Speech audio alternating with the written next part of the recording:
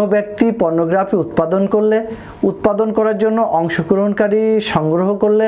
চুক্তিপত্র করলে অথবা কোনো নারী, পুরুষ বা শিশুকে অংশগ্রহণ করতে বাধ্য করলে বা প্রলোভন দেখিয়ে কোনো ভিডিও ধারণ করলে তিনি কিন্তু সর্বোচ্চ 7 বছর পর্যন্ত সশ্রম কারাদণ্ড এবং 2 লক্ষ টাকা পর্যন্ত অর্থদণ্ডে দণ্ডিত হবে, এমনটি আমাদের পর্নোগ্রাফি নিয়ন্ত্রণ আইনে বলা রয়েছে। এই আইনের ধারা 8(2) অনুযায়ী কোনো ব্যক্তি পর্নোগ্রাফির মাধ্যমে অন্য কোনো ব্যক্তির সামাজিক বা ব্যক্তি মর্যাদা হানি করলে বা ভয় দেখিয়ে অর্থ আদায় করলে বা কোনো সুবিধা আদায় করলে বা ব্যক্তিকে ধারণকৃত ভিডিও দিয়ে মানসিক নির্যাতন করলে সর্বোচ্চ 5 বছরের সশ্রম কারাদণ্ড এবং 2 লক্ষ টাকা পর্যন্ত